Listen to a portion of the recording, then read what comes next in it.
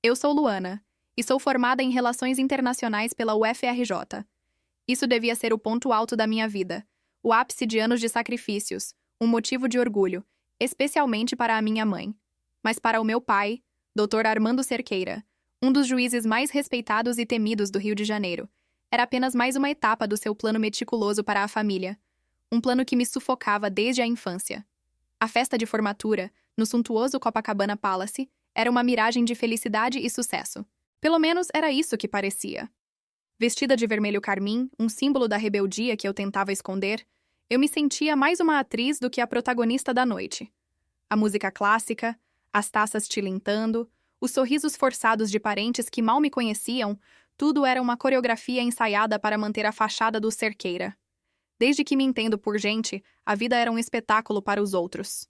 Minha mãe, Silvia, sempre foi a elegante dama de sociedade, a esposa perfeita, dedicada à imagem de seu marido. Meu pai, o juiz, era a lei, dentro e fora de casa. Suas expectativas eram paredes de mármore. Eu deveria ser a sucessora perfeita, a advogada brilhante, a noiva ideal para um dos filhos das famílias amigas, garantindo a perpetuação do nome e da influência. Meu sonho, porém, era trabalhar com causas humanitárias na África. Um sonho que meu pai descartava como fantasia de adolescente. Essa noite, a tensão estava palpável. Meu pai estava particularmente ansioso. Ele havia acabado de finalizar um acordo político crucial, que garantiria a ele a indicação para um cargo ainda mais elevado em Brasília.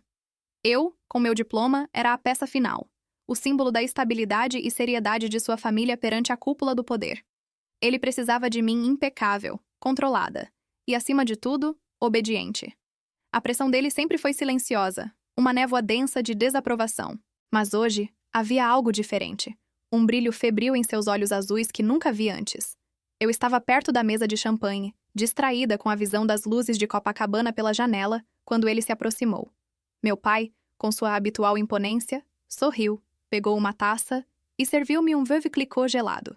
Ele me entregou a taça com um brinde formal, seus olhos fixos nos meus, um gesto de carinho que era raro e, por isso mesmo, assustador. Mas então, a música parou por um instante para um anúncio e a atenção de todos se voltou para o palco. Foi nesse microsegundo que o mundo congelou. Vi com clareza a mão do meu pai deslizar do meu copo. Ele não havia apenas me entregado a bebida. Ele havia feito algo mais. Dentro da taça, uma névoa quase invisível se dissipava na efervescência dourada. Um pó branco, minúsculo, quase imperceptível, que ele acabara de despejar discretamente. Um choque percorreu minha espinha. Não era um ato de amor, nem de orgulho. Era algo sinistro.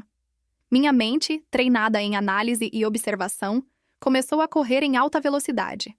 Por que ele faria isso? O que era aquilo? Eu não tinha tempo para raciocinar, apenas para reagir. Meu pai se virou, satisfeito, para cumprimentar um político influente, assumindo a postura de anfitrião orgulhoso. Meu coração batia tão forte que senti que o som abafaria a música. Eu tinha que fazer uma escolha, e tinha que ser agora. Meu futuro, talvez minha vida, dependia de eu não beber aquele champanhe. Se você está se sentindo traído por alguém que confiava, acenda uma luz sobre essa história dando um like e se inscrevendo no canal. Quem sabe o que mais a família Cerqueira esconde? Eu não podia simplesmente derrubar a taça. Meu pai tinha olhos em todos os lugares. E qualquer desvio do script seria notado, questionado e, pior, punido. O plano precisava ser executado com a mesma precisão de um ritual social. Olhei para a taça.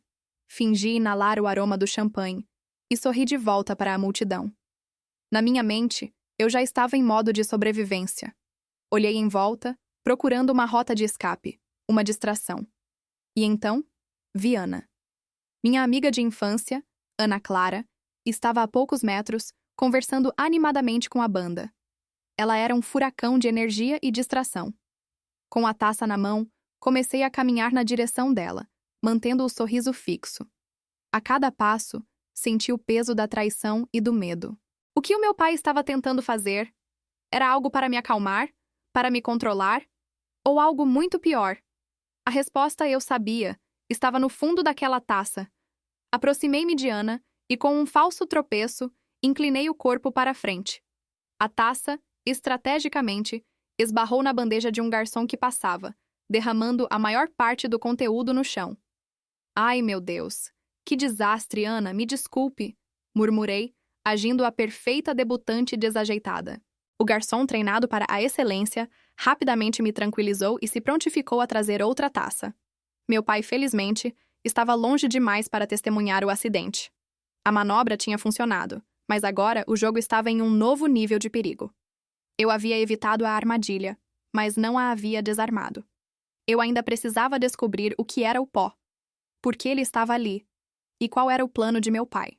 Minha formatura, a noite que deveria ser minha, havia se transformado em uma operação de inteligência. A partir desse momento, Luana Cerqueira, a estudante, desapareceu. Em seu lugar, nasceu uma espiã silenciosa, determinada a desvendar a verdade por trás da fachada de sua família. Os dias que se seguiram à formatura foram uma dança de dissimulação. Eu fingia estar exausta pela festa, aceitando com falsa gratidão as vitaminas que meu pai, de repente, fazia questão de me dar todas as manhãs. Eu evitava o máximo possível qualquer bebida servida por ele, e comecei a prestar atenção em cada detalhe, cada conversa sussurrada, cada olhar trocado entre meus pais. A casa dos Cerqueira, uma mansão de estilo neoclássico na Gávea, sempre pareceu fria, mas agora eu a sentia hostil, um labirinto de segredos. Meu pai, o juiz, intensificou o assédio moral para que eu assinasse os papéis de admissão em um dos escritórios de advocacia mais prestigiosos de Brasília, ligado diretamente a seu círculo de influência. Ele precisava de mim em Brasília, sob sua vigilância, longe do Rio, onde meus sonhos de trabalho humanitário podiam de alguma forma ganhar força. Eu enrolava, alegando que precisava de um período de descanso e reflexão. Essa era a minha primeira tática: ganhar tempo. O segundo passo foi mais arriscado. Eu precisava daquele champanhe. Não o líquido, mas o que estava no chão do Copacabana Palace. Sabendo que meu pai contratava a mesma equipe de limpeza e segurança para todos os seus eventos sociais, consegui o contato do chefe da equipe de higienização do hotel através de um amigo da universidade. Eu não podia pedir o champanhe, mas criei uma história. Aleguei que havia perdido um anel de família de valor inestimável durante a queda da taça e precisava de um pequeno resquício do carpete onde o líquido havia caído, para que uma máquina especializada pudesse rastrear vestígios de metal. O homem, sensível à ideia de uma herança familiar, me deu um pedaço pequeno do carpete e um saco minúsculo com o que restou da taça e o champanhe seco. Eu tinha a prova.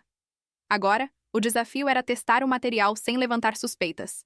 Eu não podia levá-lo a nenhum laboratório do Rio de Janeiro, pois meu pai tinha conexões em todas as áreas. Recorri a um antigo professor de química orgânica da UFRJ, um homem recluso e brilhante, conhecido por sua aversão ao establishment e por sua paixão por experimentos de detecção.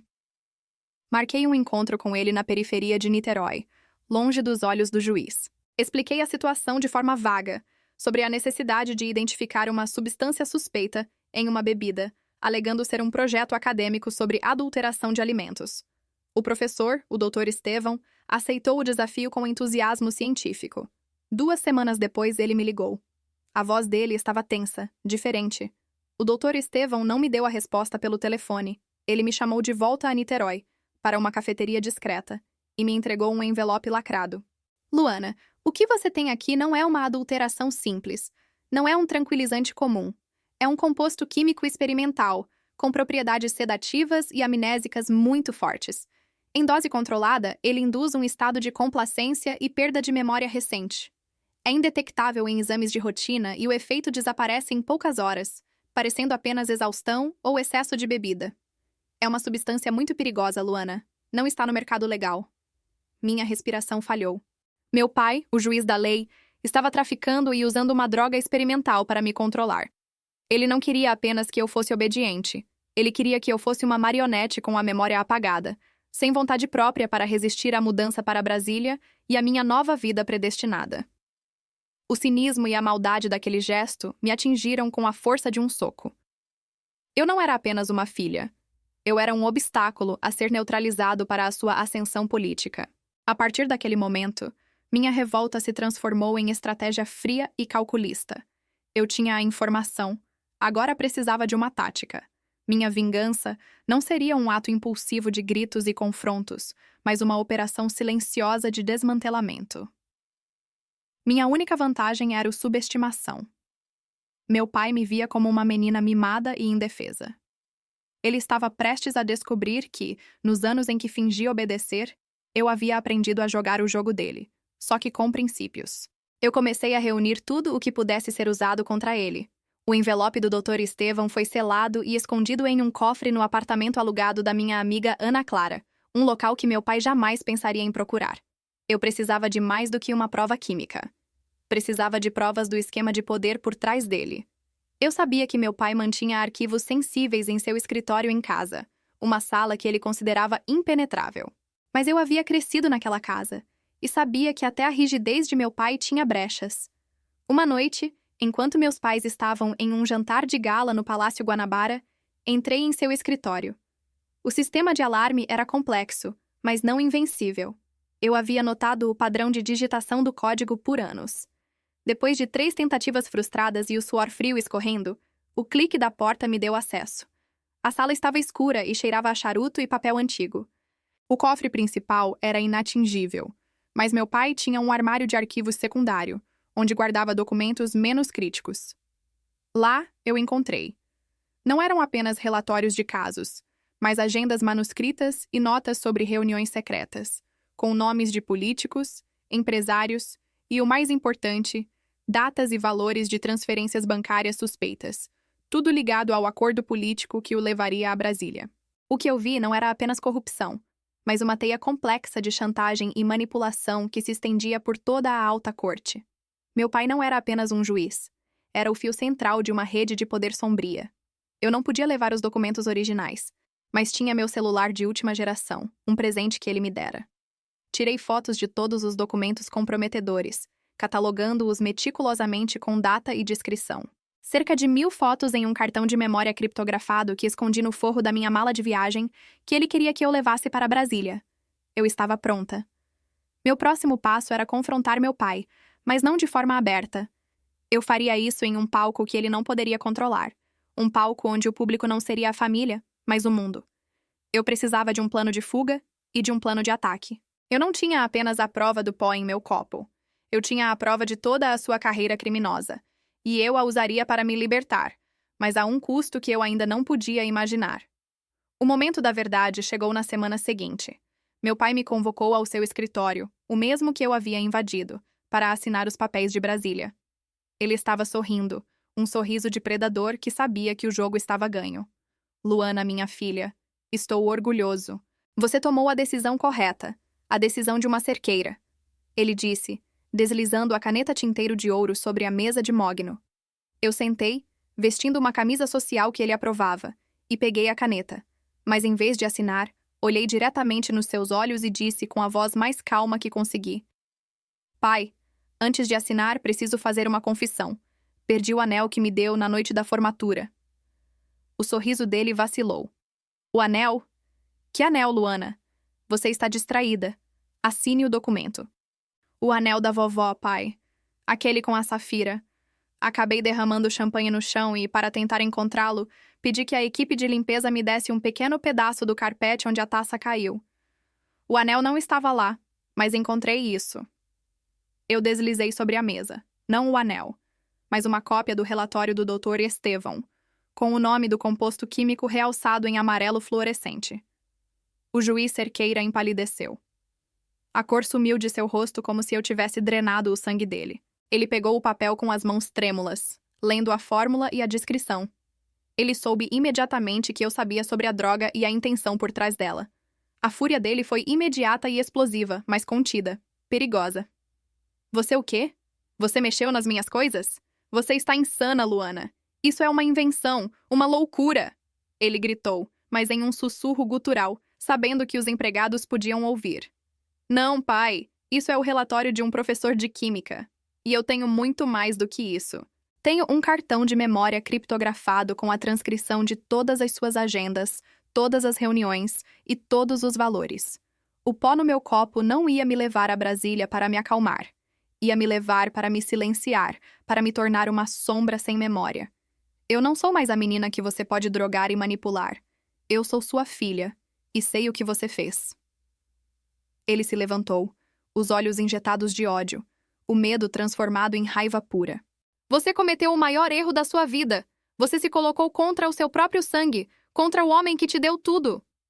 Você me deu a lei, pai. E é pela lei que vou me guiar agora. Eu não vou para Brasília para ser sua advogada. Vou para a África, como sempre quis. E o cofre com as provas de tudo que você fez, eu o enviei para um amigo de confiança, que o abrirá e o entregará à imprensa internacional e ao Ministério Público se algo acontecer comigo. Você está preso a mim agora, juiz Cerqueira. Se você me machucar, se tentar me impedir de ir, se tentar destruir minha vida, você destrói a sua. Sua ascensão será sua queda. A vitória parecia doce e fria. Eu havia virado o jogo. Saí daquela sala, deixando-o em seu palácio de papelão, destruído pelo medo e pela impotência. No dia seguinte, eu já estava no aeroporto, com um bilhete só de ida para Luanda. Minha vingança não foi o prazer de vê-lo cair, mas a libertação de mim mesma. Eu me tornei a dona da minha própria vida.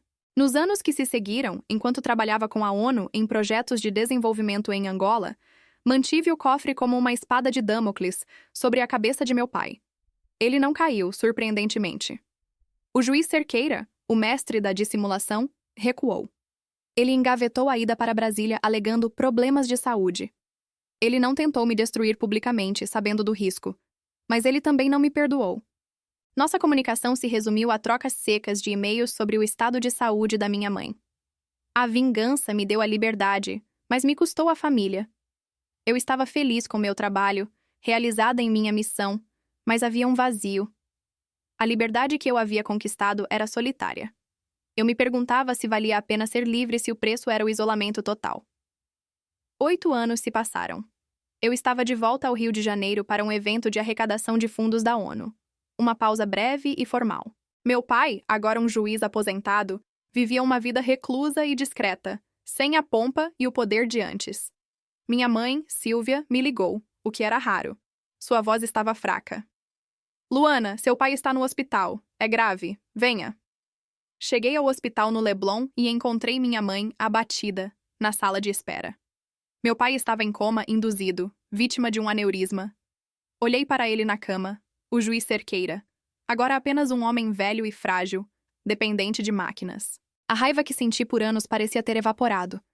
Em seu lugar, havia apenas uma dor silenciosa, a dor da perda de um pai que eu nunca tive de verdade. Minha mãe me levou de volta à casa da Gávea. O escritório dele estava intacto, mas diferente. A poeira cobria a mesa de mogno, e a caneta tinteiro estava exatamente onde a deixei. Ela me entregou um envelope amassado.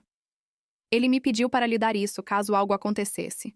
Ele disse que você saberia o que fazer. Abri o envelope. Dentro não havia uma carta de desculpas nem um testamento. Havia um único pedaço de papel. O relatório do Dr. Estevão que eu tinha deixado em sua mesa, riscado com caneta vermelha.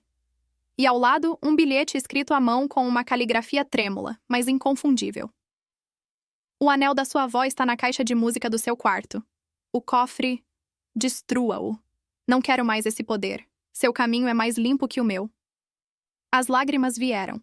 Não por tristeza, mas por um tipo de alívio agridoce. Ele não se desculpou, mas ele confessou e libertou o poder que o prendia.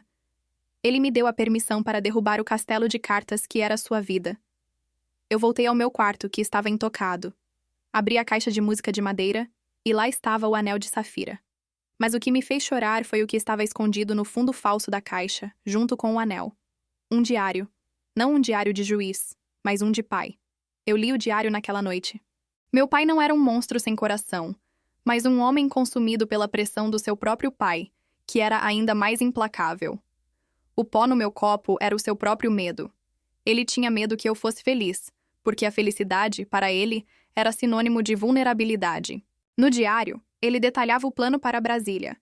Não apenas para o poder, mas para me manter sob sua proteção, pois ele havia se metido em um esquema perigoso e acreditava que o único lugar seguro para mim era ao seu lado, controlado por ele, com medo de que eu fizesse a mesma escolha rebelde que ele nunca teve coragem de fazer. Ele era um homem que amava, mas só sabia expressar esse amor através do controle e da dominação. A vingança havia cumprido seu ciclo. Não foi sobre fazê-lo pagar, mas sobre fazê-lo parar. A sua queda não foi na cadeia, mas no silêncio de um hospital. E a minha vitória final seria a libertação total, dele e de mim. Eu não entreguei o cofre à imprensa, nem ao Ministério Público. Em vez disso, enviei o cartão de memória criptografado para uma ONG de jornalismo investigativo, anexando apenas um bilhete anônimo com a frase: "As agendas estão aí. Usem-nas para limpar o rio." Eu segui em frente. Eu mantive minha promessa silenciosa de não o derrubar com minhas próprias mãos. Eu o perdoei não com palavras, mas com o silêncio e o respeito pela sua dor e arrependimento tardio. Quando ele acordou do coma, um mês depois, seus olhos encontraram os meus. Não havia mais ódio, nem controle, apenas cansaço. Eu não falei sobre o cofre, nem sobre o pó. Apenas segurei sua mão, uma das poucas vezes que o fiz em minha vida adulta. Fui para a África, pai. Voltei para te ver. Estou bem. Eu sou feliz. Ele tentou falar, mas apenas sussurrou, com um tremor na voz. Você está livre. Eu sorri. Um sorriso verdadeiro. Nós estamos, pai. Nós dois. Nos anos que se seguiram, a vida de Luana Cerqueira mudou novamente. O juiz Cerqueira nunca mais recuperou totalmente o movimento, mas recuperou a alma. Ele se tornou um doador anônimo de fundos para as ONGs em que eu trabalhava, usando a fortuna que ele havia acumulado para o bem. Um ato de redenção silenciosa que apenas eu e minha mãe sabíamos. Nossa casa na Gávea se transformou em um centro de apoio para jovens juristas que buscavam causas sociais. Meu pai, o homem que queria me dopar, se tornou meu principal, ainda que silencioso, aliado. A vingança me deu a liberdade, mas o perdão me deu a família de volta. Não a família de fachada, mas uma família baseada na verdade e no apoio mútuo.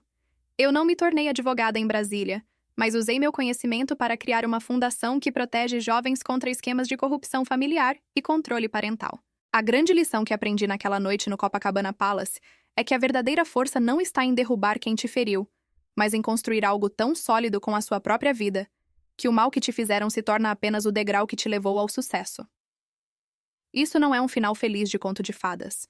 É o final real de uma guerra silenciosa onde, no final, a única coisa que realmente importava era a paz. Se você já precisou tomar uma decisão silenciosa para salvar sua vida ou sua paz, deixe um like e se inscreva. E me diga nos comentários, o que você faria se soubesse que a pessoa que você mais ama estava prestes a te trair? Ative o sino para não perder nenhuma história.